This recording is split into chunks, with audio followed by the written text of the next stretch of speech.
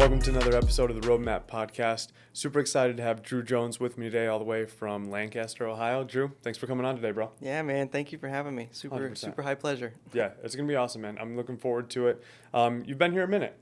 As far as the business goes, it feels like it, right? It hasn't even been a year yet, but a lot of lessons learned, and I think you've grown so much in the business, and you've done other things outside of the business too. I remember that first conversation we had. I was like, oh boy, he's fairly successful, so he's going to have to be able to come in and start from scratch in this business, and that's tough for a lot of people because the more you've done and the more successful you've been, the harder it is to start over, and you're a reinventing kind of a guy.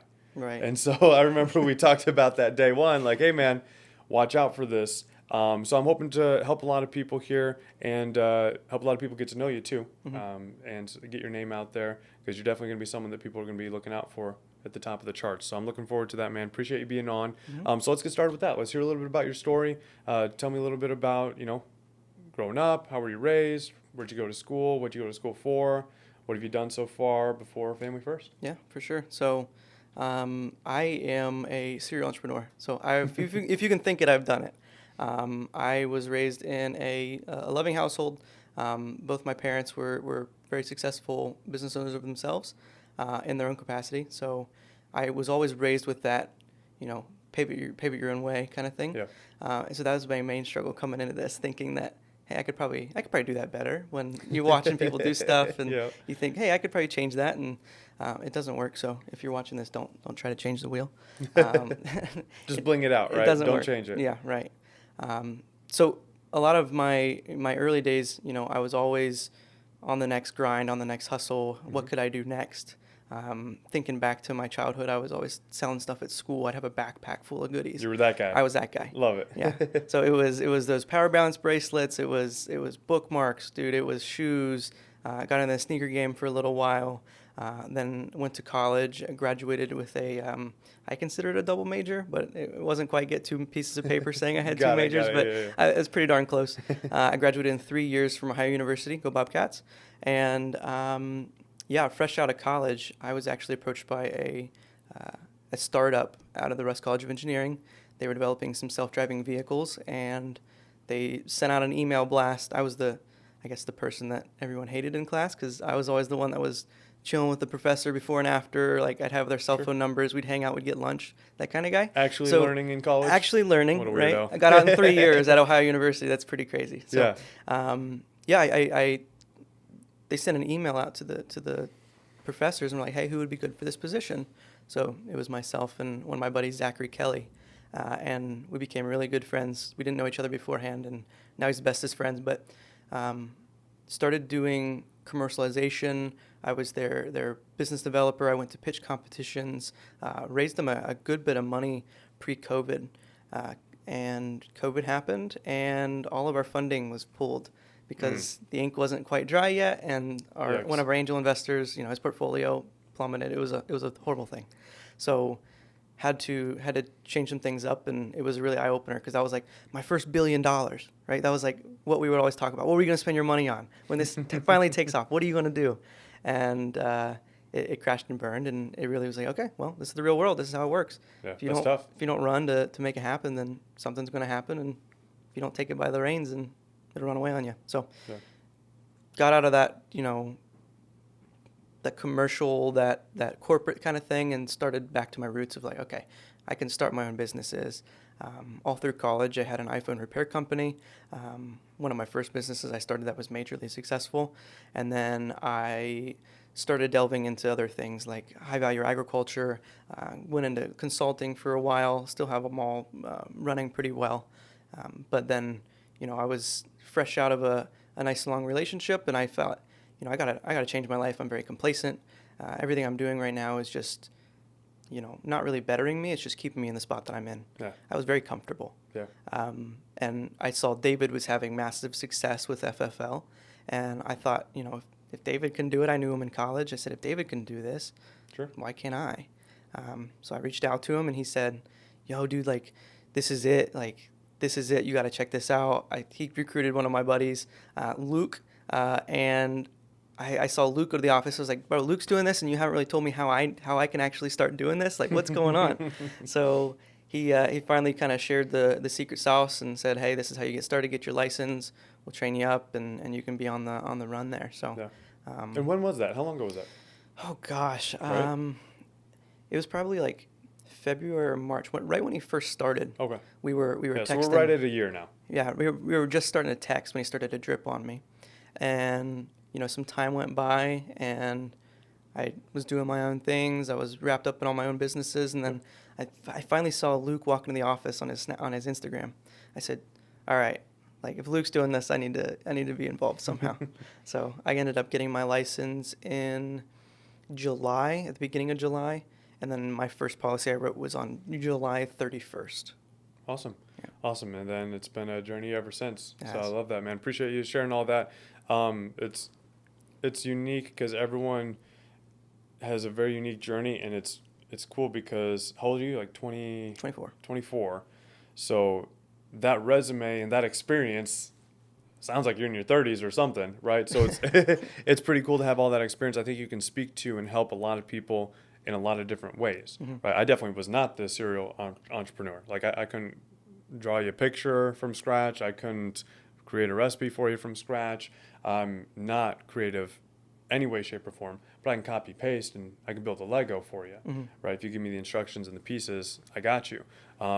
You're the different type. You can design the Lego from scratch and create the instructions for a guy like me. So I think you can speak to people that I don't have a prayer of speaking to because I don't get them. We don't register. So I think that's really cool. It's like a unique ability that you have to be able to speak to these people that they get it. They get it. So that's kind of where I want to go because you get it, but then coming into this business, as you already hinted, there were some struggles there. And everyone has their own struggles, and you're going to have unique struggles compared to me because we approach things differently. So let's talk about that a little bit because you've seen some good success here, but also we've seen some good failures. So let's talk about both. What's been, as far as how many families you've helped, what's been your best month so far here, personal production? Gosh, that's tough because I struggled a lot early on with trying to reinvent the wheel. So my first month, I think I helped. Well, it was the 31st, so one. But my first real month, I think I think I was around 12. Okay. Yeah, so solid first month for a lot of people. Decently solid first month. But I was spending a lot trying to figure stuff out because I figured I can make this better. And I was trying every lead vendor. I was doing everything possible, trying software, CRMs, digging into different marketing drips, like everything I could think of, and spending everything I was making trying to figure out, okay, there's got to be a shortcut. There's got to be a shortcut. Yeah. There is no shortcut. Yeah. There's no Come on, you're letting everyone down out there. There's no shortcut. They wanted to hear the shortcut. That was going to be the title of the video. Yeah, right. No shortcut. The only shortcut is hard work. And if you can work hard, you can do this. But that's been my biggest. Let's just say your what the saying, the dagger. What is that? Sure. Yeah. The Achilles heel. The The Achilles heel. kryptonite. That's the one. Yeah. That's the one. Is the hard work, because I've always been the person that, I'm not bragging or anything at all. I've always kind of skated through school. Some people just get school. Yeah. I've always just kind of grasped stuff. Yeah. And hard work, I'm not saying I haven't grasped hard work, but I have now, because a lot of what I did prior with all my other businesses, it was, you work hard for a couple weeks setting it up during the whole, the birth of it. Okay. And then everything else is just kind of, you can kind of let off the gas a little bit, and everything just kind of runs. Yeah, let your hard work kind of carry you Right. with that momentum. Yeah. Right. So that's been how does that work here? It doesn't. It's always on the We've gas. all tried though. We've all tried. I worked real hard for the last week, so Yeah. I earned this week off. Yep. And then that kills you. Yep. That kills you in this business. Yeah, my main focus has been in recruiting and trying to teach people and replicate what I can do, because I like creating. So I haven't focused a lot on personal production. So my biggest month has been 17, 17 families, and last month my team did over 70. So That's awesome. Getting a team built up is my main priority. Not to say personal production isn't, because it pays the bills. Sure. And you need it to be able to grow a team. Yeah. So that's my main focus going forward is getting my personal numbers up, so then I can properly, teach a team how to do it, Yeah. and then also be able to fund a team. Yeah. Yeah. That's huge. Yeah. Yeah. You can't teach someone how to do something you've never done. Right. And it's not to say that you have to spend 5 years of your life being the number one producer, Mm-hmm. but the type of people that you want to attract into this business are people that are go-getters, competitive, want to be at the top, and you want to be able to show them how to do it. Mm-hmm. 100%. That's awesome. Love that, and I appreciate you sharing that with us, because that's tough to share. Right. Know, especially with coming from opportunities you've had and businesses you've started, to then come here and be like, man, that doesn't necessarily correlate one to one here. Yeah. Is there anything that you feel like does correlate from past business ventures to this, where you're like, oh, actually, this did help me in this way or that? Was there any correlation there, or was this more just brand new territory? A lot of correlation. I mean, you take little pieces from everything in your life. Yeah. So, my entire life I've been very extroverted. So talking to people is no problem. Sure. Granted, We do a little bit of that. I was really nervous on my first dial day. I could hear my heartbeat in my ears as I'm Yeah. talking to him. My phone is thumping off the side of my head. But yeah, I mean, everything kind of correlates. Mostly managerial. Running a couple businesses at one time is a headache. Running one alone is a headache. But having a couple run while you're building another business is tough.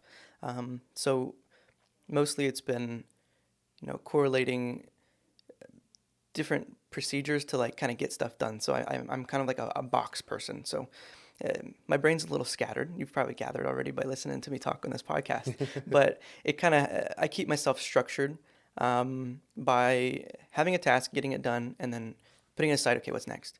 And that's kind of I'm very what's in front of me at the time, and then also kind of working towards a future goal. Makes sense. Yeah, I like that. I mean, it's easy to do in this business. Mm-hmm. Dial these leads, book these appointments, Super run these easy. appointments, check. Yep. Yep. Super easy. Every day. Deposit money. Every day. Absolutely. No, that's huge, man. Any other lessons that you feel like you've had to learn in the business that you think would be helpful to people listening in? Maybe help them kind of expedite it, because that's one of the things I love most about this business. Everyone can learn from other people's mistakes, but also you're going to make your own. Mm-hmm. And my passion is, because I hate mistakes. Mm-hmm. I hate it. I'm that weird type of personality where stuff is right or wrong, it's good or it's bad. There's no middle area, and so if I mess up, I have a tendency to just absolutely go off the deep end, frustrated, angry, upset.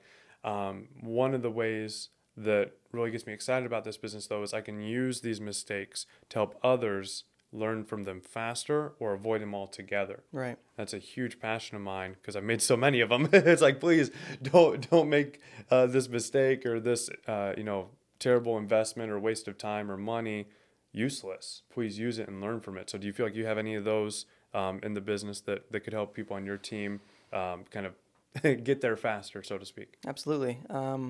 So I'd start by not recruiting anybody like myself. Just because I know it's probably super frustrating for David to always be on me about, little things about my personal production. Not like, hey, you have to do this, but hey, man, if you want to be successful, you got to do this. Because I focused a lot on the shortcut at the beginning, and we found out there is none. Yeah, kind of had to beat your head against that wall a little bit, because you had found that shortcut in other places after looking for it. So to come here, it's natural to assume, oh, there's got to be one. Yep. But then to realize, wait, no, they would have given me the key to that shortcut if it was there. Yeah, someone around here would know about it if there was one.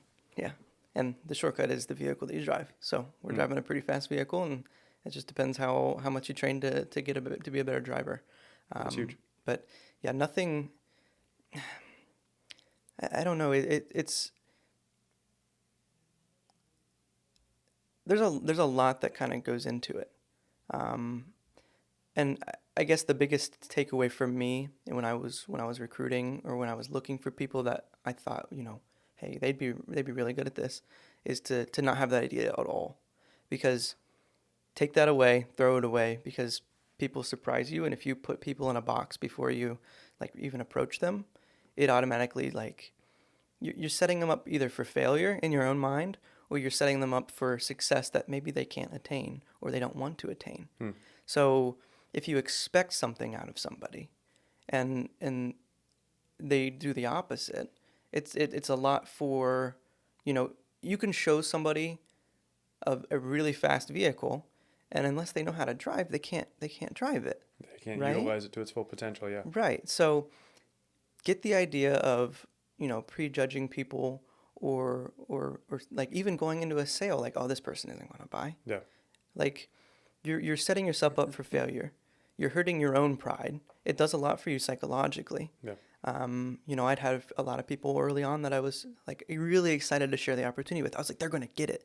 Like they're going to get this. We're going to do this thing together. We're going to be a big team. We're going to make a ton of money and it's going to be awesome. And they're like, yeah, I'm good. And not to say like that's like a stab, but like No, it definitely hurts. you see, It yeah, definitely hurts. it Yeah. hurts. It hurts because you see something so that could change so many lives. Yeah. And Because you know want how to much change. it can help them. You Right. know for a fact, and you want them to get it, but it's not for everyone. Right. And I've tried everything. I've tried everything. I've been in every single industry. I've been in agriculture. I've been in high tech. I've been in technology. I've been in repair. I've been in shoes. I've been in fashion. I had a t-shirt company. I've tried almost every industry, and this is the fastest vehicle I've ever driven. And it just takes consistency, and it takes letting your pride and ego to the side to understand you're not going to be the best person at this when you first start it, but if you keep getting in reps, you'll learn how to drive faster. Because we've all seen scrolling through whatever, you see the drivers, professional drivers, they're on those weight trainers, always working on their steering. They're professional drivers and they still practice on an equipment, not just driving a car. So it's not about just driving the car. It's about what you're doing behind the wheel, what you're doing outside of the vehicle in general. Yeah, that's huge. So I love that. I appreciate you sharing. You're right, and I've struggled with that so much too. And you're right. It is a pride thing, for sure. I've had to self-analyze that too, but we do that all the time to potential clients and potential agents. This person's older, they're not going to qualify.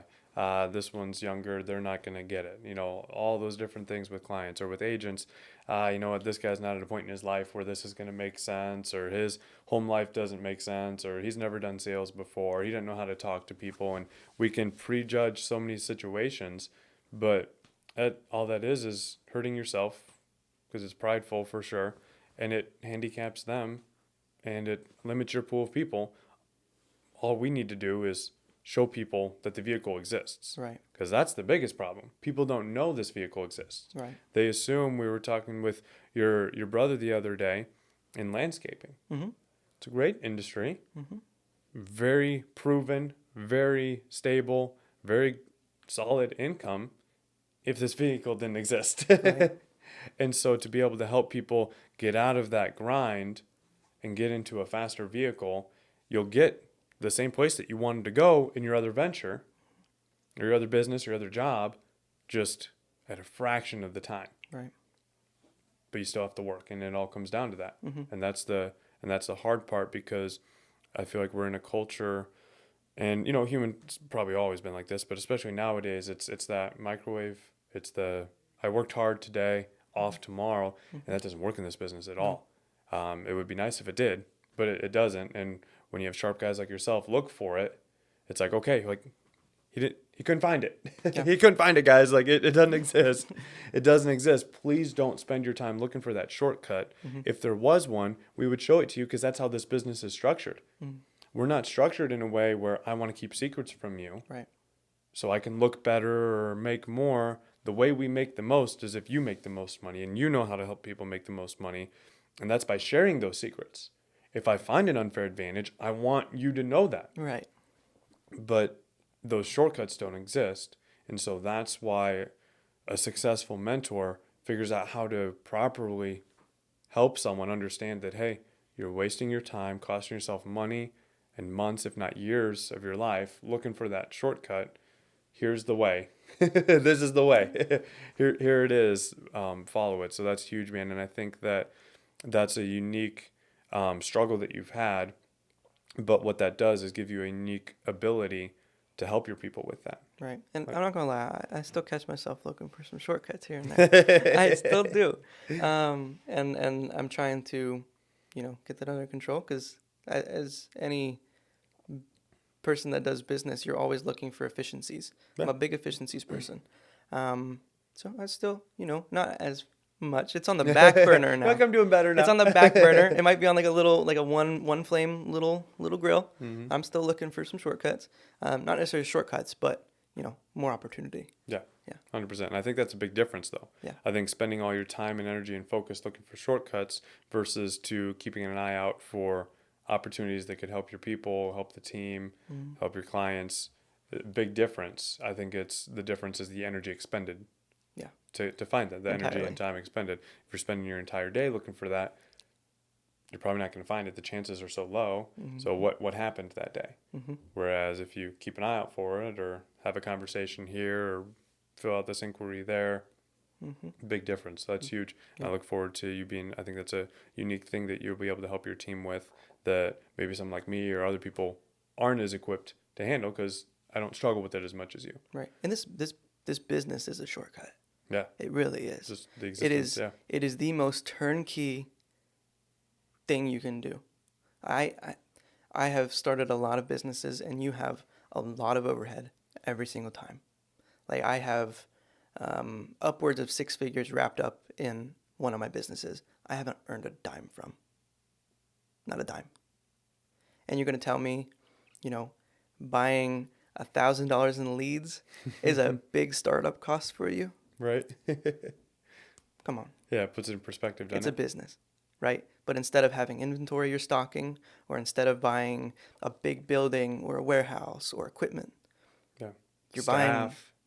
you're buying one thing, and that's your leads. You pick up the phone and you call them, and they say, hey, yeah, no one got me some info for that. And you're like, okay, perfect. That's why I'm calling you. Yeah. That's it. Yeah. Or they tell you, F off, take me off your list. And you're like, oh, okay. Okay, cool. Next. See ya. Yeah. Yeah. It's not interviewing 20 people to find someone, hiring them, paying them, getting them onboarded, and they quit the next week. Right. Oh, boy. Right. Start over again. Yeah. I think about that all the time with startups and as you've dealt with in other places, just all the things involved to make that insane money and the time that it takes to see that return on investment. Years. But then here it's, hey, grab your license, get plugged in, get ready to roll up your sleeves and go to work. This business is not attractive in the day to day. Sometimes people will do like the day in the life of an agent type of reels, and you have to work really hard to make that attractive. Because if it were accurate, it would pretty much be 12 hours of, Yep. or if you have a promise. headset on, just click, click, click. Nobody's actually doing what they do in those little Right. videos. I'm like, be for real right Yeah. now. You're not doing that. You're not getting up at 5 a.m. and going to the gym. I know you're not. Yeah. Right. No, it's such a simple business, and it's not fun. Sometimes. The day to day. It's just your team, right? Right. It's who you No, surround yourself it with, gets for sure. fun. But when you get in, day one is not fun. No, miserable. There's most jobs have a nice honeymoon phase. Hey, welcome to the company, welcome to the team. Here, let's grab your lunch, and hey, here's Bob, and he's awesome, and here's Steve, he's crazy, and you have no expectations for the first month because you're new. Nope. You're the new guy and stuff, and that's slightly exaggerated, but not really in most places or most opportunities, and. But here, there's no honeymoon phase. It's your day helmet. one is the worst day that you will have in this business. And then the longer you stay in the business, the funner and funner it gets. Yeah. And it's an incredible business, and it's a ton of fun. It's also a ton of hard work, and I think that's important for people to know. So awesome, man. I appreciate you opening up, pouring into people out there, sharing your story, sharing your experiences, and I really appreciate that. And I look forward to seeing your growth. Speak to two people, if you could, before we wrap up here. The first person, speak to the people on your team right now. How can they move faster? How can they build their businesses faster? What are some things that, if you were in their shoes or you had been here for that amount of time, what do you wish that they would kind of hear or do at this point? Yeah. First off, I'm proud of you, right? Like, first off, I'm proud of you. Yeah. Because you're doing it. You're making a step. You made the step, and now you're doing it. I want my team and anybody that is going to be on my team in the future to understand, like, hey, I got your back no matter what, and we are going to revolutionize the way that we do things. I don't know if it's going to be a little shortcut I find somewhere along the way, or if we're actually just going to build a culture of people that all want to do the same thing, but instead of it being like every day, pick up the phone, traditional insurance, how you picture it, it being awesome. Yeah. Like, I have more fun selling insurance than I did, doing my hemp farm. Like, I'm around 6 foot, 7 foot tall hemp plants, and everyone thinks that's awesome. Like, it looks super cool, and I have more fun doing this with my friends. Yeah. With people that I've created true bonds with. Yeah. Because you're in the trenches together. Like, you're going to war together every single day, and you get to kind of strategize your plans and really kind of bounce off of each other. Yeah. So it's fantastic. But I think that we're always working to build that culture, make it better. Yeah. So I want my team to always know, like, hey, if there's anything ever that you want to see done differently, or you have any suggestions for ways you would rather do things, perfect, let's do it, right? That's awesome. And then let's talk to the person that is watching you, because you have a big following. You know how to get attention, and you've done that in other businesses and other ventures. So I'm sure there's a lot of people that are watching you, that and your team, but they're not here yet. Mm-hmm. For one reason or another, so speak to them. What do you think that they should know about you or the team or the business that might help them be able to make that decision of, okay, I'm gonna go ahead and shoot him a message. I'm gonna go ahead and get a part of that. Head over to Lancaster, head over to Columbus, and get plugged in. What would you say to those people that are kind of watching from the shadows right now? Yeah, the lurkers. Yeah, the lurkers. Yeah, I mean, if you're ready to change your life, let's do it. I'll help you. I'm not scary. I'm always approachable. So, I mean, I don't know any more than you do. I've done a lot and tried a lot. I broke a lot of stuff. So I've been more apt to break. And that's how you learn. But yeah, I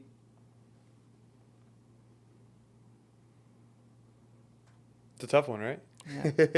Yeah, It's a tough one. How do you condense it and get it to people in a nice package? But yeah, I think the first thing you said is key. Is like, are you looking for a change? Right. Are you looking for a change? Because I think that's where a lot of people find themselves stuck. They just don't know how, when, where, why to get out of that. And so I think it's uncomfortable to do any kind of change, but that's where growth happens. Right. Whether you're in the gym, in a relationship, in church, in business, growth only comes from discomfort. Right. And so if you're comfortable, you're nothing's going to change. Right. What changed for you, do you think, getting into this versus everything else you tried? What was that? Like, I was uncomfortable, but now this is what's possible, or this. What was that change for you? Can you nutshell it? Yeah, I guess the biggest change was getting out of the comfort zone. Like, obviously, yeah, I was sitting in something that I was content with. Mm-hmm. I wasn't going up. I wasn't going down. I was just chilling. I lived a very, I buy mostly whatever I wanted. No real budgetary constraints. And I don't say that to be. But that's most people's goals, is brag. not have to be concerned when they swipe their card. Yeah. But I've always wanted to do more. Mm-hmm. I've always wanted to do more. And that not just for myself. I have, I feel like I have a huge calling to help people. Because I've always felt like, if you've ever came to me for problems or things you're dealing with, don't think that that's I don't like that you do. I've always had people come to me that are hurting. And I think it's a light that I exude. Just that I'll always listen, and I always want to help. And that's always been kind of maybe even my downfall sometimes, because I think I can help everyone, and sometimes you can't. But I want to get to the point where financially I can help anybody, no matter how much, no matter how. I want to be able to help my town. Lancaster is hurting with drugs, with I wouldn't say violence, but domestic disputes. That's tough. A town that was once hustling and bustling with a factory, now there's not that. So, I mean, what do people resort to when they're idle? Sure. And crutches and things that make them feel good, Yeah. but ultimately are their downfall. So I really feel drawn to help people rehabilitate themselves. I don't know how exactly that looks, but I know it's going to take a lot of money. So unfortunately, most things do these days. That's kind of my end goal, is to be able to make an impact that I'm proud of. Make an impact that people that know me are proud of. They're like, hey, I know him. Like, that's true. Like, that's true. I don't want the recognition, but I want people to see that light, to see that good, and also want to do good too. That's huge. Yeah. That's huge, man. I think that's a huge passion, a huge calling, and I know we've talked about some of that stuff before, and I think that I don't know, with that type of a dream, I don't know any other vehicle as we're talking about other than this that can help you get there as quickly as possible if you just focus on driving it instead of looking for the efficiencies, the tweaks, the changes, the shortcuts. Just get in, mash the pedal, and get to it, and it'll take you there. And I think the more you do that, the more you attract others to do that as well, because that's simple, that's duplicatable. Not everyone can build a business from scratch, a phone repair or a agriculture business or a tech or any of the other list, but someone can come in and dial and get told no 42 times a day to get to that one or two people that do want your help, and that changes your whole day. Think about those days where it's a crappy day, you're ready to phone it in for the day and just be like, all right, whatever, we'll get to it tomorrow.